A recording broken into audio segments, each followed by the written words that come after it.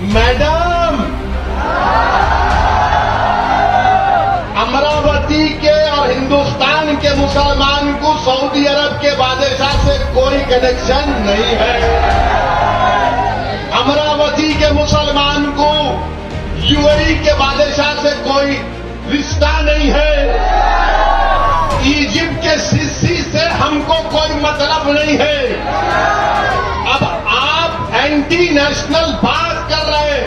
माननीय प्रधानमंत्री जी यूएस में कैंपेन कर रहे हैं। उस समय कैंपेन मतलब भारत के विषय में सबके सामने विषय बोल रहे हैं। उस समय एक पूर्व राष्ट्रपति यूनाइटेड स्टेट्स का बयान दे रहे हैं भारत के मुस्लिम्स, जबकि विदेश के विषय के बारे में मैं थोड़ा संयम रखते हुए बोल रही हूँ।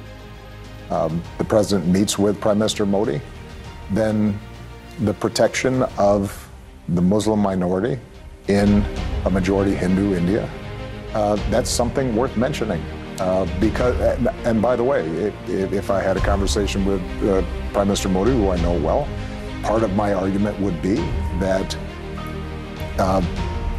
if you do not protect the rights of ethnic minorities in India, then there is a strong possibility India at some point starts pulling apart. Bharat की राजधानी दिल्ली की राजनीति में सियासी बवाल ने जन्म ले लिया है। वित्त मंत्री निर्मला सीतारमण ने अमेरिका के पूर्व राष्ट्रपति बराक ओबामा के भारत के मुस्लिमों को लेकर दिए गए उनके बयान को लेकर निशाना साधा था।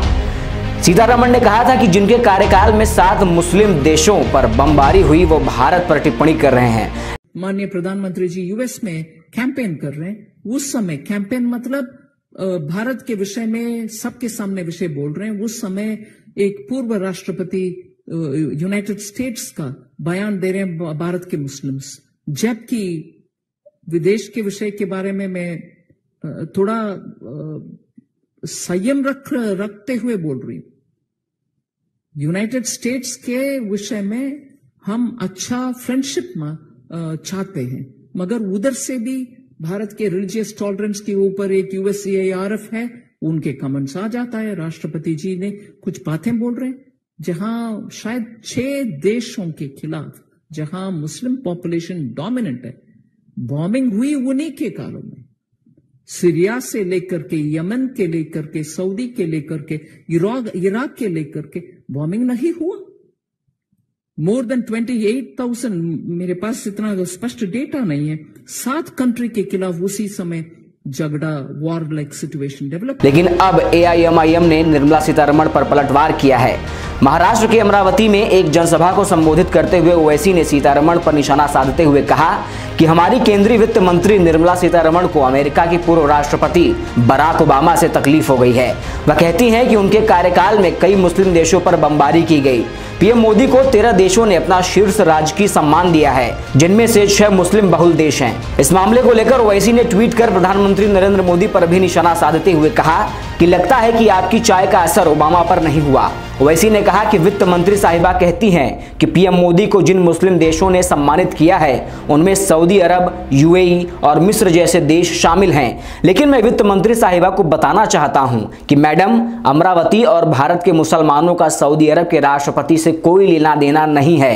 कि भारत के फाइनेंस मिनिस्टर मोहतरमा ने एक बयान जारी किया और उन्होंने अमेरिका के साबिका सदर बराक ओबामा के उस बयान को तनकीद का निशाना बनाया कि बराक ओबामा ने इतने मुस्लिम ममालिक पर बमबारी की।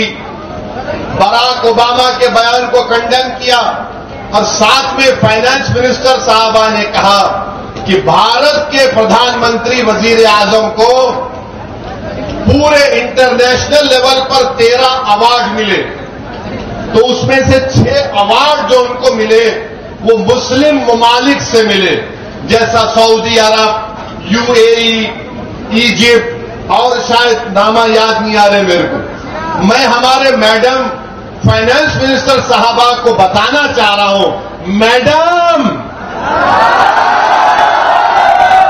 अमरावती के और हिंदुस्तान के मुसलमान को सऊदी अरब के बादशाह से कोई कनेक्शन नहीं है।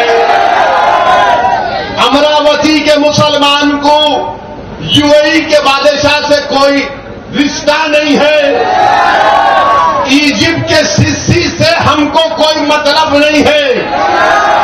अब आप एंटी नेशनल बात कर रहे हैं। भारत के 20 करोड़ मुसलमानों को ईरान के मुसलमानों से क्या करना,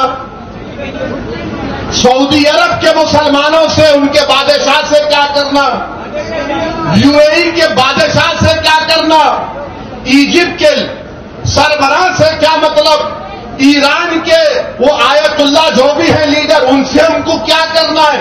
हम इंडियन मुस्लिम हैं, हम इंडियन मुस्लिम हैं। वहां पर बादशाहत है मैडम, यहां पर अंबेडकर का बना हुआ संविधान है। आप भी जाके हमको सऊदी अरब में घुसड़ रहे, आप भी जाके हमको ईरान से जोड़ रहे, आप भी जाके हमको बोल रहे अरे वो उनको मुस्लिम कंट्री मोदी जी को इतना बड़ा प्राइज दिए, अरे हम क्या करेंगे। अब ये आरएसएस वाले क्या बोलते, और वैसे तू वो मुल्क में चले जा। हाँ, अब कौन किसको बोलना। मैडम, भारत के मुसलमान जो है, हमने 1947 में ये फैसला ले लिया कि हम भारत में रहेंगे। ये हमारी सरजमीन है, जहां पर हमारे बुजुर्गों ने जहांबानी की है, जहां पर हमारे बुजुर्गों ने अंग्रेजों के खिलाफ जिहाद का फतवा दिया, जहां पर हमारे उलमाओ कराम ने अंग्रेजों के खिलाफ लड़ा, फांसी पर चढ़ गए।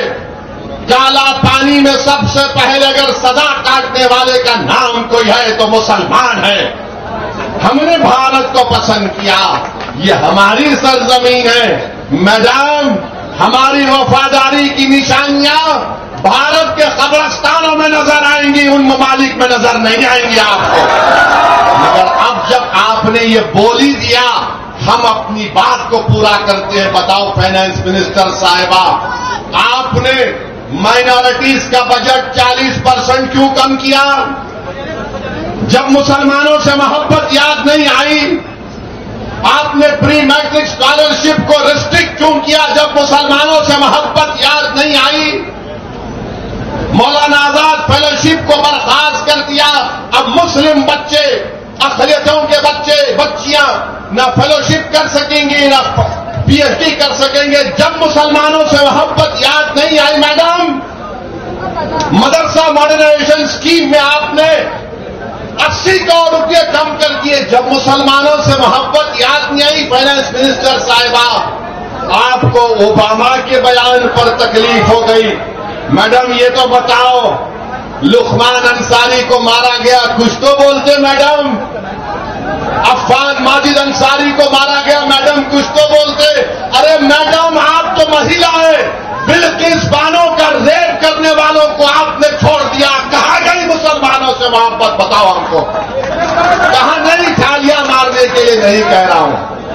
आपको बता दें, अमेरिका के पूर्व राष्ट्रपति बराक ओबामा ने अमेरिकी राष्ट्रपति जो बाइडेन को सलाह दी थी कि उन्हें पीएम मोदी से बातचीत के दौरान मुस्लिम अल्पसंख्यकों की सुरक्षा के मुद्दे को उठाना चाहिए। ओबामा ने कहा था कि अगर उनकी बातचीत पीएम मोदी से होगी तो वह भारत में अल्पसंख्यकों के अधिकारों पर चर्चा करेंगे और अगर उनके अधिकारों की रक्षा नहीं की गई तो क्या होगा। बराक ओबामा ने बीते दिनों CNN को दिए इंटरव्यू में कहा था कि यदि मेरी पीएम मोदी से बातचीत होती, जिन्हें मैं अच्छी तरह से जानता हूं, तो मैं यही कहता कि यदि आप भारत में जातीय अल्पसंख्यकों के अधिकारों की रक्षा नहीं करते हैं तो मुमकिन है कि भविष्य में भारत में विभाजन बढ़े। ये भारत के हितों के विपरीत होगा। उन्होंने कहा, हिंदू बहुसंख्यक भारत में मुस्लिम अल्पसंख्यकों की सुरक्षा काबिले जिक्र है। I think it is true that if the president meets with Prime Minister Modi, then the protection of the Muslim minority in a majority Hindu India, that's something worth mentioning. Because, and by the way, if I had a conversation with Prime Minister Modi, who I know well, part of my argument would be that if you do not protect the rights of ethnic minorities in India, then there is a strong possibility India at some point starts pulling apart. And we've seen what happens when you start getting those kinds of large internal conflicts. So that would be contrary to the interests not just of Muslim India, but also Hindu India. So I think it's important to be able to talk about these things honestly.